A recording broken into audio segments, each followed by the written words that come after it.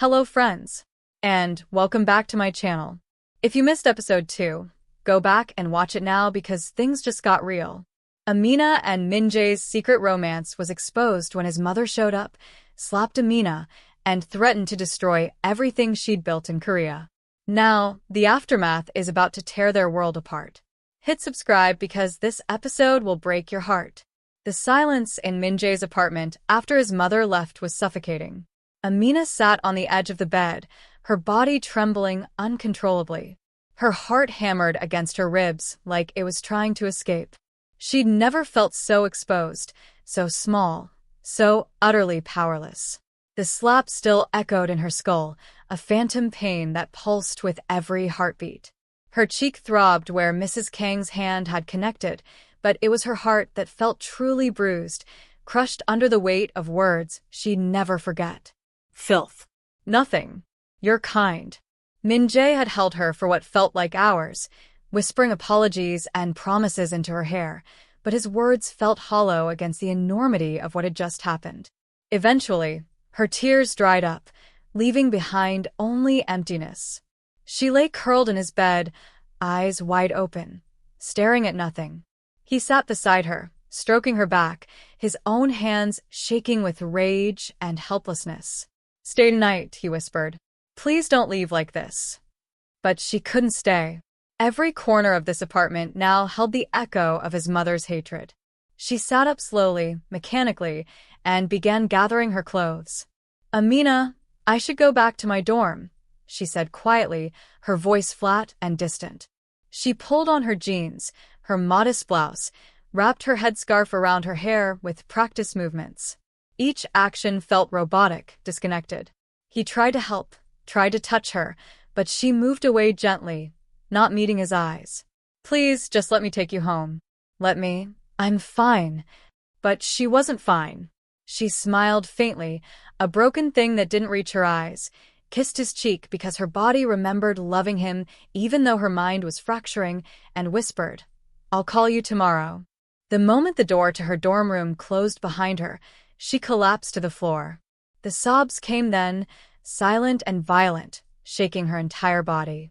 Nia was gone for the weekend, so there was no one to witness Amina breaking into 1,000 pieces on the cold linoleum. She crawled to her bed, buried her face in her pillow, and cried until her throat was raw and her eyes were swollen shut. Silent tears soaked through the fabric, through the night, until finally, mercifully, exhaustion pulled her under. The next morning, she woke to the harsh buzzing of her phone. Email notifications. One after another after another. Her heart sank before she even opened them. The first was from Pastor Kim at the Korean Presbyterian Mission, the organization sponsoring her cultural exchange program. The subject line made her stomach drop. Urgent, program status. Her hands shook as she read the formal, cold words. "Due to circumstances that have brought negative attention to our mission and cultural exchange program, we regret to inform you that your sponsorship has been terminated effective immediately. Your visa, which is tied to this program, will expire in 14 days. Please make arrangements for your departure." She refreshed her social media, a mistake she'd regret for years. Her face was everywhere. Grainy photos of her and Minjay outside his building. Screenshots with her name, her program details, her cultural center workplace. Everything exposed. The comments were vicious. "Who does this African girl think she is? Gold digger trying to trap our Minjay oppa. She came to Korea to seduce Korean men. Disgusting. Send her back to her country." She ran to the bathroom and vomited. She had to go to the cultural center. Maybe Miss Park would understand. Maybe her job, at least, could be saved.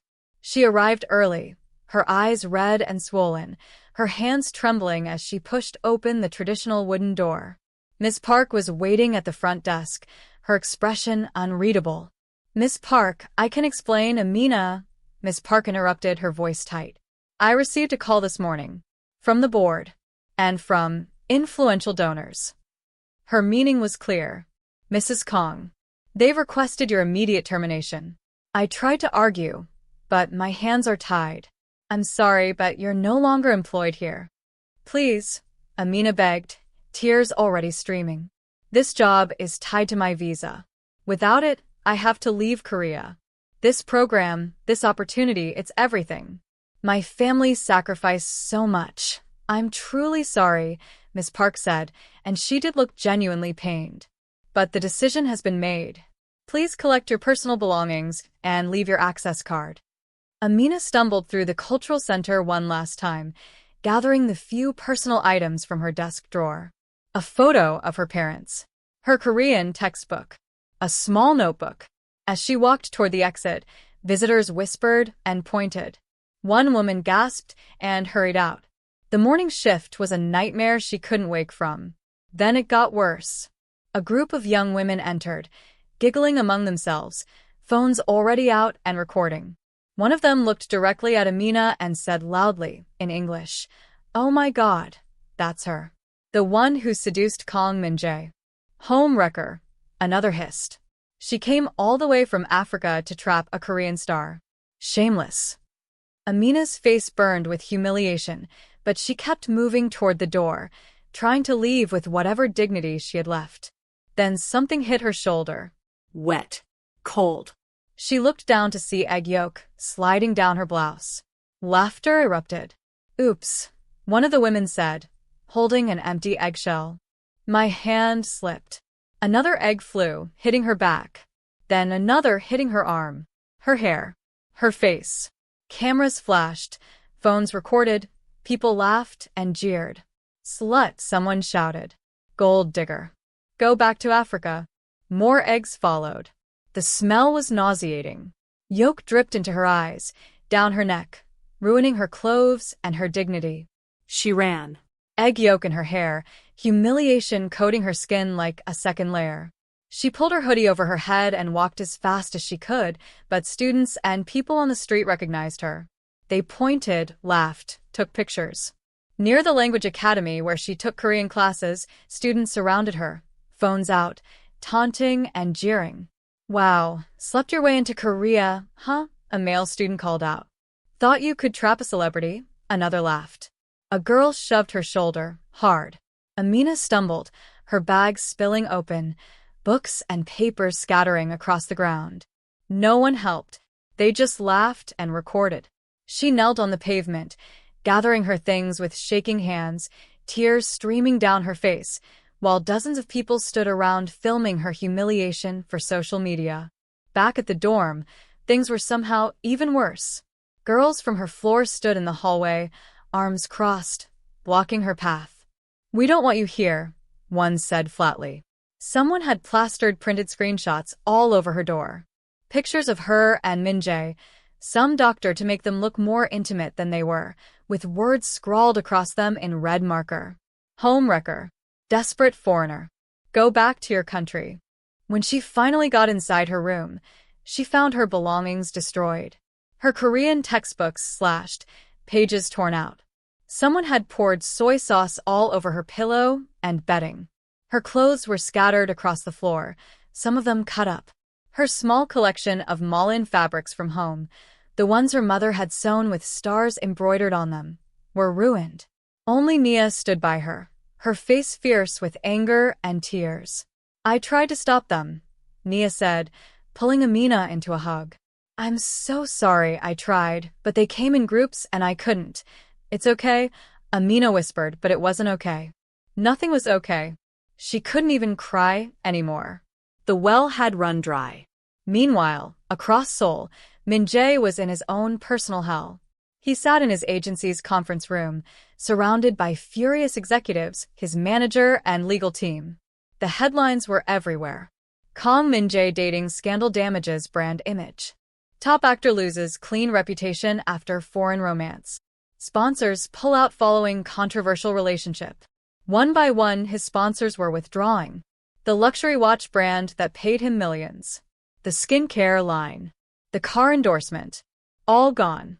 His upcoming drama, the historical epic he'd been excited about for months, was being delayed indefinitely while they reassessed the situation. He'd lost a major film role to another actor. His pristine image, the thing his career was built on, was crumbling. "You need to fix this," his manager said coldly. "Issue an apology. Make a statement. Cut her off completely. Minjay's fists clenched on the table. I'm not cutting her off. Then kiss your career goodbye, the manager snapped. This isn't a joke, Minjay. You're losing everything. Your mother was right. This girl is ruining you. He stormed out of the meeting, rage and fear warring inside him. That evening, Amina came to see him one last time. She looked like a ghost of herself. Pale, hollow-eyed, emotionally drained. She sat on his couch, hands folded in her lap, and told him everything in a quiet, broken voice. The program's sponsorship terminated. The visa expiring in 2 weeks. The job gone. The harassment. The eggs. The destruction of her belongings. He listened in silence, his jaw tight, but said nothing. I have to leave Korea, she finished, staring at her hands. Everything I worked for, everything my parents sacrificed to support me being here, it's all gone. Your mother destroyed it all in one day. The silence stretched between them, heavy and suffocating. Say something, she whispered. Please, Minjay, say something. He exploded. You think I wanted any of this? His voice was sharp, angry, nothing like the gentle man she'd fallen in love with. I loved you, and look where that got me. She staggered back like he'd struck her. Minjay, you've ruined everything. The words kept coming, each one a knife. My reputation, my endorsements, my career, everything I've spent 10 years building. My mother was right. This was a mistake. You were a mistake. The room went silent. Cold. Dead. What are you saying? Her voice was barely audible. So you regret me now? He couldn't meet her eyes. He stared at the floor, at the wall, anywhere but at her breaking heart. I regret what it cost. I'm losing everything, Amina. My agency wants to drop me. My mother's threatening to destroy what's left. Sponsors are running away like I have a disease. He swallowed hard. I wish I never met you. She froze. Everything inside her stopped. Minjay, you don't mean that. Please don't say that. Please. I do. The words came out flat, final, destroying both of them. This was a mistake. You were a mistake. You're ruining me, and I regret ever dating you. You've destroyed everything I worked for. She stood slowly, mechanically, backing toward the door. Tears streamed down her face, but her voice was eerily calm. Okay, I understand. Amina, goodbye, Minjay. She turned and walked out of his apartment for the last time, her shoulders shaking with silent sobs. He didn't follow. 2 weeks later, Amina stood at Incheon International Airport, hood pulled over her head, passport clutched in trembling hands. Her visa had expired. She had no program, no job, no boyfriend. Just 2 suitcases containing what little remained of her Korean dream and a heart so broken she wondered if it would ever heal. Nia had come to see her off, hugging her fiercely at the departure gate, both of them crying. You didn't deserve any of this, Nia whispered. None of it. You were just a girl who fell in love. I was a fool, Amina said quietly. No. You were brave. And someday, he'll realize what he lost. As Amina walked toward her gate, passengers whispered and pointed. That's her, right? Kong, Minjay's ex. The one who made Korea look bad? She walked faster, head down, heart shattering with each step. The plane took off at sunset, Seoul disappearing beneath the clouds. She pressed her face to the window and cried silently, watching the city that had held all her dreams fade into nothing. Her parents were waiting at Modibo Keita International Airport in Bamako, confusion and worry on their faces when she emerged with 2 suitcases and tears streaming down her cheeks. Back in their modest compound home, she sat in the living room while her parents stared at her in shocked silence. What happened? Her mother finally asked. Why are you back? The program isn't supposed to end for months. Amina dropped to her knees and sobbed. I messed up. I loved someone, and I lost everything. She told them everything, every painful detail. Her father's voice cracked with anger and disappointment. We sent you there to learn, to build a future, not to chase men. You had everything, an opportunity people pray for their entire lives. We sacrificed for you. We borrowed money for your flight. We went without. And for what? So you could throw it all away for some actor? I didn't plan for it, she sobbed. I really loved him. So you went to Korea to chase boys? Her mother's voice rose.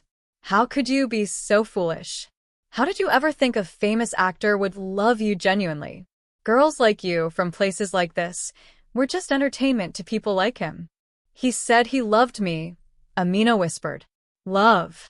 Her father paced the room, furious. This is what love gives you. Shame and disgrace. You've embarrassed this family. Her mother, tears in her own eyes now, spoke quietly. You were supposed to make us proud, Amina. We told everyone our daughter was in Korea, learning, becoming someone. Now, what do we tell them? That you were sent home in shame? Amina couldn't respond. She just cried, hugging her knees to her chest. Her parents were furious, disappointed, hurt. But after a few days, the anger softened into grief. She was still their daughter, and she'd lost everything. One evening, her mother came into her room with a plate of tigadigüena, Amina's favorite. She hadn't eaten in 2 days. You made a mistake, her mother said, sitting beside her on the bed. A big one. But you're still our daughter. You're still our star, even when you fall. She stroked Amina's hair gently, the way she had when Amina was little. Amina burst into tears again and collapsed into her mother's arms. Her mother held her close, rocking her gently. You'll start again. Life isn't over. You're our daughter. You will rise again. This pain won't last forever. But Amina didn't believe her. Back in Korea, Minjay sat alone in his dark apartment. No cameras, no lights, no people. Just him and his regrets. The TV played his old commercials on mute, the ones where he smiled that perfect smile while fans screamed his name. But he wasn't smiling anymore. He scrolled through his phone, looking at old photos of Amina. Her laugh, her shy glances when he teased her, her voice saying his name. The way she looked at him like he was just Minjay, not Korea's prince. He pressed the phone to his chest and whispered into the empty apartment, I miss you, library girl. But he'd broken her. Publicly. Brutally. And he had no idea if she'd ever forgive him. 1 year passed. Minjay's career slowly recovered. His agency salvaged what they could. Sponsors trickled back. New drama roles. Variety show appearances. Magazine covers. Everything returning to normal, or so it looked from the outside. But at every press conference, every photo shoot, every public appearance, he looked hollow. His smile never reached his eyes anymore. Fans noticed, but chalked it up to maturity. Only he knew the truth. His heart was 7,000 miles away, somewhere in West Africa, and he had no idea how to get it back. And in Bamako, Mali, at the Eco Sunrise Bistro, a clean, modern, stylish cafe with jazz playing softly in the background, a young woman in a black apron and polished name tag smiled politely at customers. She'd left Mali to start fresh in Bamako, working at her cousin's cafe, trying to rebuild a life from the ashes of her dreams. Her name tag read Amina. She took orders, served coffee, wiped tables. A new start, everyone said. A fresh beginning. But her eyes still carried pain. And sometimes, when she thought no one was looking, she'd pause behind the kitchen and wipe tears away before returning to serve another couple their lattes and pretend her heart wasn't still broken. Will Minjay find her again? Can Amina ever forgive the man who destroyed her? And is love enough to heal the damage they've done to each other? Don't miss the finale in episode 4. Hit that like button, drop a comment rating this episode out of 10, and let me know where you're watching from. Subscribe and turn on notifications because the ending is going to be epic. See you in the finale.